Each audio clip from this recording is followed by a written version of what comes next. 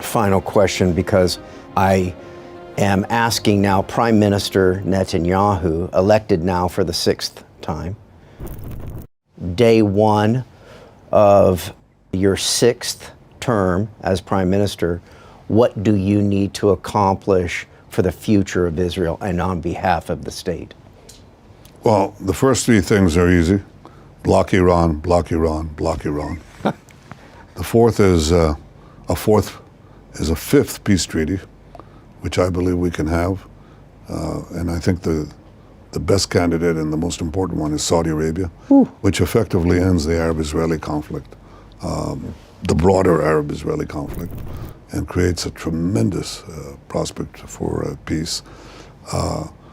The next thing is to unleash the enormous potential here for certain areas of technology. I won't bore you with this, but I think we can do incredible things, incredible things. You know, we just did that with COVID. We were the first country to emerge from COVID because we had a data bank of the medical records, anonymous by the way, but statistically very significant, of 98% of the Israeli citizenry, right? So that's what I told Albert Bourla of Pfizer here. You can find out if your thing works because we have you can find out if diabetes patients can take your vaccine or not, and what effects would it have, and so on. So now we have another database that we can have. If you'll volunteer to give me your saliva, and we couple these two databases, we have an enormous thing that no other country has. So there are 5, 6 big areas like that. That is just tremendous innovation. And you know what the other thing is? Change the Israeli political system. Because we can't go on having these elections. Please. So I have my hands full. But if you ask me what is the one reason why I'm coming back to a life of politics, which is very hard in Israel. It's very cruel and it's unforgiving.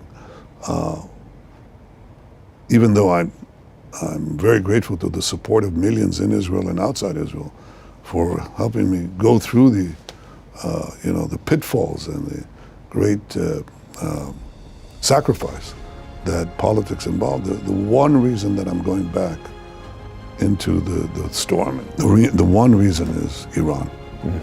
Because other things can be fixed. There eventually have to be other leaders who come to the fore, and there will be. And one hopes that they're capable and visionary and purposeful. But my purpose is to prevent the one thing that could scuttle the ship, and that's Iran, a nuclear Iran. And that is something that I think is not only important for our future, but for yours as well. So that's the reason I'm going in. If I had to summarize, Matt, what I would say to those who in your audience who I think live their lives, understand that it's not just a day-to-day thing. They seek a life of purpose. I can say that I've lived a life of purpose.